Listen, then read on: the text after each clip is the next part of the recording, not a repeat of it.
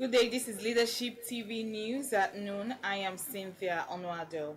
Kaduna-based Muslim cleric Sheikh Ahmad Gumi has revealed his intention to dialogue with bandits who abducted about 287 school children from Kuriga Government School and earlier primary schools in the Chikun Local Government Area of the state.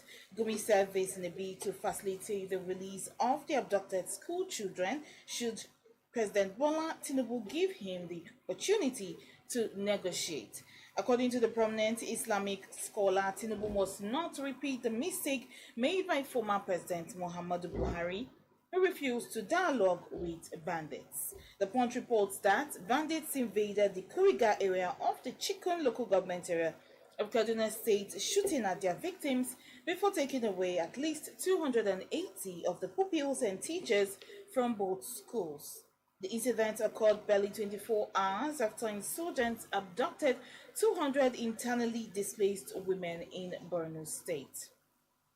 Meanwhile, the government of the affected state have refused to dialogue with the bandits to release the school children and has also refuted claims that it had hired a private negotiator to facilitate the release of the victims.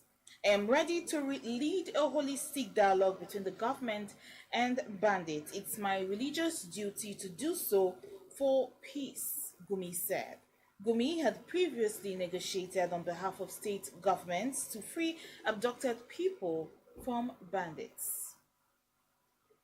And still on security matters, bandits who abducted 16 residents of Gora area of Kaduna Metropolis have demanded a ransom of 40 trillion naira for their release. On Wednesday, February 28, bandits attacked the Gora community, a suburb of Kaduna Metropolis in the Chikun Local Government Area of the state, kidnapping 16 residents. The ransom demand comes just 4 days after 287 school children were abducted in Kuriga, another community in Chikun.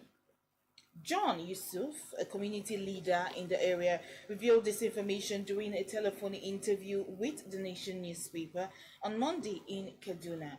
He said, "The bandits have contacted us. They are demanding 40 trillion naira, 11 Hilux vans, and 150 motorcycles for the release of 16 people they are holding captive." He expressed concern about the extensive bushes bordering the community and the Gwari local government area of the state. He called for the establishment of a military base in the area to curb the activities of the bandits. And now moving on, the Minister of Power, Adebayo Adilabu, has expressed worry over the spate of vandalism of power equipment in the country or across the country, coupled with the practice of power theft, and recommended capital punishment for any offender arrested in connection with the practice. This is as the Transmission Company of Nigeria, TCN, said electricity has been restored to Kano 1 day after fire broke out at the Dan Agundi substation that disrupted power supply to some parts of the city. Speaking in Abuja during a meeting with all the new heads of power agencies in Nigeria, the minister blamed the unruly trend coupled with low gas supply for the epileptic power supply in Nigeria. Adelabu disclosed that some Nigerians have failed to understand that power equipment is costly to procure, and is so noting that the act of vandalism would no longer be handled with kid gloves. He stressed that the ministry has secured an understanding with the Office of the National Security Advisor and other security agencies to ensure that all its installations are safe and secure, just as he enjoined Nigerians to do the same.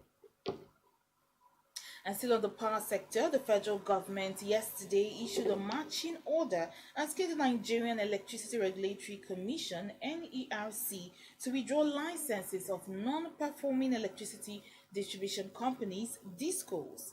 This is even as power generation dropped year on year by 21% to 3,475 megawatts in March 2024 from 4,404 megawatts in March in the corresponding period of 2023 due to many problems, especially low investment and inadequate gas supply. Data obtained by Vanguard from the National System Operator, a unit in the Transmission Company of Nigeria (TCN), indicated that supply remains low, thus impacting negatively on households and businesses nationwide. The government accused the DISCOs of not doing enough to improve supply despite the availability of power on the national grid. The Minister of Power, Debayo Adelabu, who stated this during a meeting with the head of agencies in Abuja, said the distribution segment remains the weakest link in the electricity supply value chain, and yet stressed that the NERC must look for creative ways of getting the DISCOs to improve supply, including the imposition of stiff sanctions on utilities which fail to pick their allocations and outright cancellation of licenses. One person was reported dead, five others sustained varying degrees of injury in a lone accident that occurred along the Lagos-Ibadan Expressway on Tuesday. The spokesperson for the Ogun State Command of the Federal Road Safety Corps, Florence Okwe, confirmed this to Punch Online in a telephone conversation on Tuesday. According to Okwe, 23 people were involved in the accident that occurred around the Fidiwo axis of the expressway. Okwe, while blaming the cause of the accident on tire burst and speeding, urged motorists to exercise caution when driving on the expressway. And now to entertainment news. Controversial actor Yul Edochie has claimed that he's not married to his second wife, Judy Austin. He made this known in response to a suit filed against him by his ex-wife, May Edochie. May Edochie had accused her husband of adultery and filed for divorce. Yul told the court that the relationship that existed between him and Judy Austin was all about skit making. He maintained there is no legally recognized union between them. According to Premium Times, May's legal team, headed by Emeka Ugonye of Due Process Advocates, in a statement said the ongoing case at the FCT High Court Abuja, slated for a hearing on 5th March, faced an unexpected setback as the court session did not proceed, a circumstance Yul and Judy claimed credit for. And now finally on sports news, boxing legend late Muhammad Ali, famously known as the greatest, will be inducted into the WWE Hall of Fame class of 2024 ahead of this year's WrestleMania festivities in Philadelphia, Pennsylvania on April 5th, according to foreign news outlets Variety on Monday. Ali, a three-time world heavyweight boxing champion and Olympic gold medalist, captivated audiences worldwide. His influence transcends sports as his works as an activist, artist, and personality established him as a renowned figure.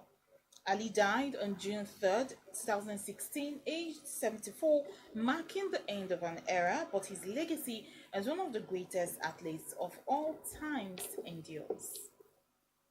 Well, that's all we have for you on the news at noon on Leadership TV. For more of our news stories, you can log on to our website, www.leadership.ng. Many thanks for watching. Thank you for watching. For sponsorship and advert placements, please contact 080-3688-6158.